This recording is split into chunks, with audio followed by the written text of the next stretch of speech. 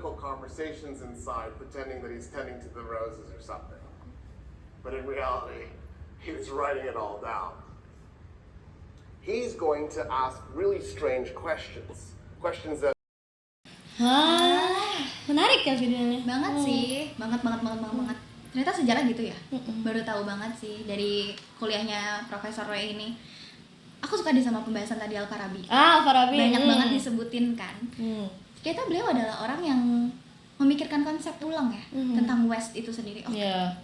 Karena dia adalah orang yang memiliki pemikiran yang sangat maju pada abad itu. Iya, sangat maju. Dia orang yang pinter, dia pengen banget belajar apapun itu. Dia pengen belajar psikologi, astronomi, aljabar, macam-macam, dia pengen banget belajar itu.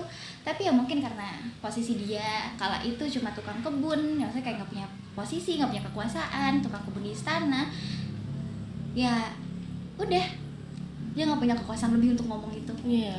Akhirnya yang dia lakukan ya cuma nulis, betul. Tadi dia bilang cuma nulis buku, apa yang dari dia dengar dari kolega-kolega di istana dia catet, tapi udah sekedar itu aja.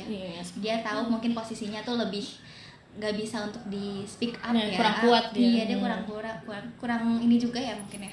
Jadi dia cuma baru bisa nge-publish itu ketika dia wafat. Sangat disayangkan sebenarnya, tapi pemikiran-pemikiran yang gini nih sangat maju. Dan ini yang kita memikirkan ulang, oh ternyata nggak semuanya dari barat. Iya, betul. Rasionalitas nggak semuanya dari barat sih. Gimana kalau menurut kamu? Kayak menurut aku kayak pemikiran dia soal toleransi juga way ahead of its time juga sih. Soalnya kayak dia bilang kalau keberagaman tuh bukan sesuatu yang harus ditolerir karena terpaksa, tapi kita justru toleransi itu bagian dari rancangan Tuhan sendiri. Betul. Kayak setiap agama sama setiap tradisi tuh punya nilai yang sama kita ya harus accept perbedaan itu dan menghormatinya. Makanya kayak dulu tuh ada namanya sufisme yang nekanin kayak pencarian spiritualitas dan kayak penghormatan aktif terhadap perbedaan. Nah kayak kalau dilihat dalam timeline sejarah juga kayak itu sama dengan perbedaan kekaisaran Persia sama Romawi. Nah, kayak Persia yang toleran banget, mereka juga ahead of its time, toleran banget, merayakan keberagaman. Sementara sementara Romawi yang ya what you expect pada zaman itu, like merayakan penindasan, membuat monumen karena mereka udah membunuh massa banyak orang-orang sukunya berbeda.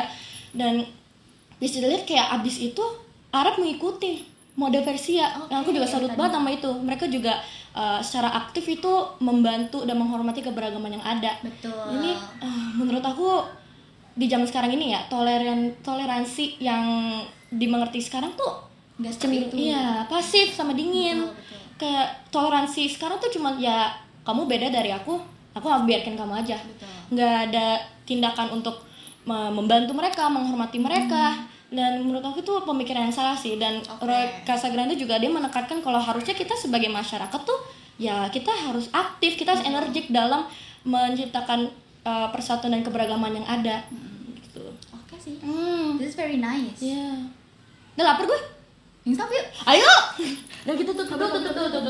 Nanti ada kucing yang masuk, nanti ada maling.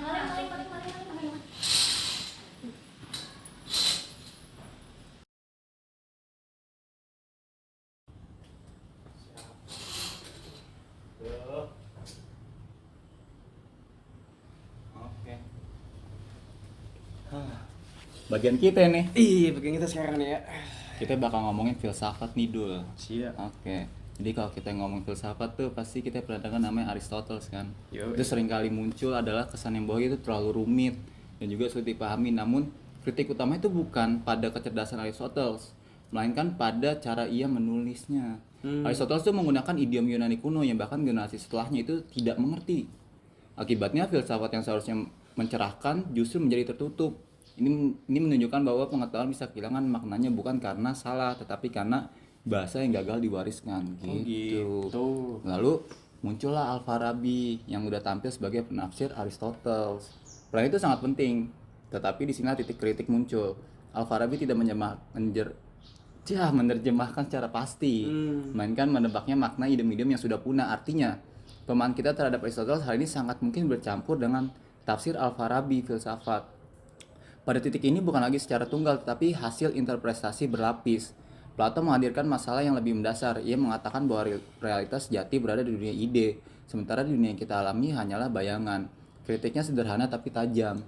Jika realitas jati tidak bisa diuji, disentuh atau dialami, lalu apa gunanya bagi kehidupan manusia? Pandangan Plato terlalu menjauh dari dunia nyata dan sulit dipertahankan di hadapan ilmu pengetahuan modern yang berbasis pengalaman. Gitu. Jauh di Aristoteles mencoba memperbaiki Plato dengan menekankan bahwa realitas ada pada benda nyata melalui esensi-esensinya. Namun di sini muncul kritik lain. Aristoteles seolah menganggap esensi itu tetap dan bisa diketahui secara objektif. Lalu muncullah Immanuel Kant kemudian membantah itu dengan mengatakan bahwa manusia tidak pernah mengetahui hakikat benda itu tersendiri, melainkan hanya apa yang ditangkap oleh pikirannya.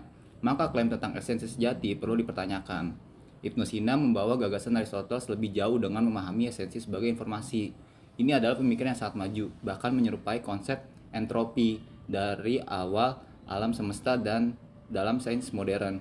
Namun kritiknya jelas. Ibnu Sina masih bisa berada di ranah filsafat spekulatif. Ia belum bisa membuktikan gagasannya secara empiris seperti sains modern hari ini. Bahkan ketika Ibnu Sina disebut bapak kedokteran modern, kita perlu bersikap kritis. Metodenya belum eksperimental nih seperti kedokteran berbasis bukti saat ini. Nilai Ibnu Sina bukan karena ia sudah sepenuhnya modern, tapi karena ia meletakkan dasar cara berpikir rasional dan sistematis dalam ilmu kedokteran. Itu gimana sih tentang kedokteran dari Ibnu Sina gitu? lanjut ya Lucina nih kan. Jadi melalui bukunya tuh Canon of Medicine, dia ngerumusin bahwa dasar-dasar kedokteran modern. Jadi kayak dia mengenalin ratusan obat dan juga dia juga menegaskan bahwa penyakit yang ditularkan oleh vektor itu bukanlah penemuan baru, namun istilahnya dibilang apa? Colong menyolong. Tangan panjang. Iya. Terus? Jadi konsep ini kan dicetuskan oleh Ibnu Sina jauh sebelum ilmuwan Eropa. Dia menjelasin bahwa penyakit yang tidak menyebar secara acak atau karena petanda mistis. Jadi melalui jalur penularan tertentu yang bisa dikenali dan mencegah. Rasional ya. Iya, rasional di pikirannya emang. Terus? Dan juga ada ilmuwan juga yang menyolong pemikiran Ibnu Sina ini dari Hungaria Oh, tadi. benar. Iya, benar. Selanjutnya ada Ibnu Haytham. Jadi dia adalah yang dikenal sebagai jenius matematika, pelopor awal kalkulus dan tokoh utama yang merumuskan metode ilmiah. Jadi kayak scientific method.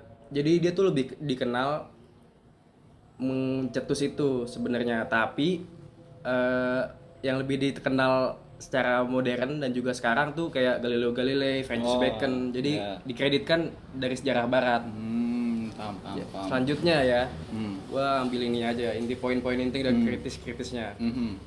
Jadi intinya kebangkitan kembali Eropa itu gak bisa dilepaskan dari transfer ilmu dari pengetahuan Arab, kayak saat perang salib, terus juga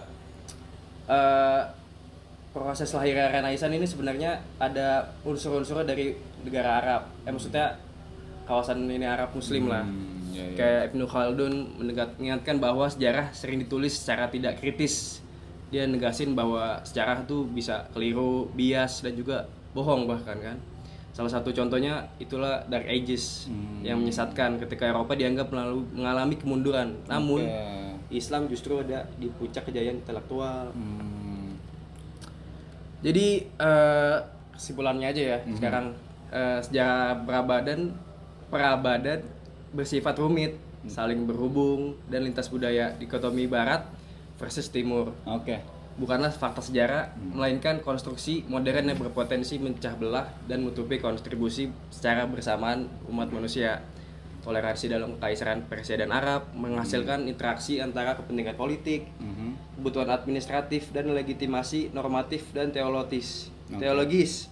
Jadi bukan sekedar ilmu nilai moral, ideal, namun praktiknya tidak sepenuhnya egaliter. Jadi model ini memungkinkan koneksistensi agama dan budaya yang relatif lebih stabil dibandingkan asimilasi paksa dalam kekaisaran Romawi dan Eropa abad pertengahan. Dan juga pemikiran Al-Farabi dan tradisi Sufisme menegaskan bahwa pluralisme itu agama telah menjadi bagian dari diskursus ya intelektual Islam sejak abad ke-10 dengan menekankan penghormatan aktif terhadap perbedaan. Dengan demikian, mungkin presentasi ini menantang narasi eurosentris, itu sekaligus menegaskan bahwa toleransi historis bersifat kontekstual dan kompleks. Oke, sip. Oke.